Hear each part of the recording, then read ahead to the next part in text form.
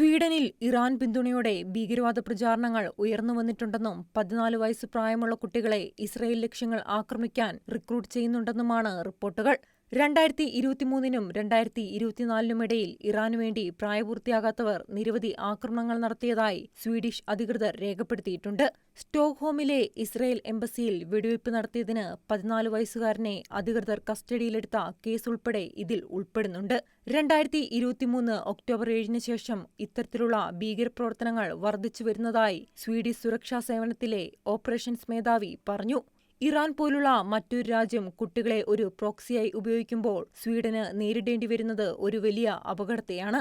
ഈ റിക്രൂട്ട്മെന്റ് ശ്രമത്തിൽ സമൂഹമാധ്യമങ്ങൾ ഏറെ പങ്കുവഹിക്കുന്നുണ്ട്. ഇതിലൂടെ ഇറാനിയൻ പ്രവർത്തകർക്ക് വിവിധ പ്ലാറ്റ്ഫോമുകളിലൂടെ എളുപ്പത്തിൽ സമൂഹത്തിൽ സ്വാധീനം ചെലുത്തുന്ന കൗമാരക്കാരെ സമീപിക്കാൻ സാധിക്കുന്നു.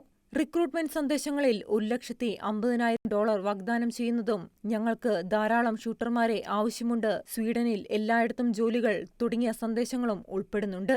ഒരു കൊലപാതകത്തിന് ഏകദേശം €1,500 മുതലാണ് പ്രതിഫലം ആരംഭിക്കുന്നതെന്നാണ് റിപ്പോർട്ടുകൾ. പെട്രോൾ ബോംബാക്രമണത്തിൽ ഒരു യുവ തീവ്രവാദിക്ക് €120 സമ്പാദിക്കാമെന്നും റിപ്പോർട്ടുണ്ട്. ഈ യുവ കുറ്റവാളികളിൽ പലരും തങ്ങളൊരു വിദേശ ശക്തിയുടെ ഏജന്റുമാരായി പ്രവർത്തിക്കുകയാണെന്നും ഇറാന്റെ പ്രാദേശിക അഭിലാഷങ്ങൾക്കായി അവർ പോലുമറിയാതെ ഭീകരവാദികളുടെ ശൃംഖല സൃഷ്ടിക്കുന്നുണ്ടെന്നും മനസ്സിലാക്കുന്നില്ല എന്നതും ഏറെ വേദനാജനകമായ കാര്യമാണ്. International desk, Shikeena news.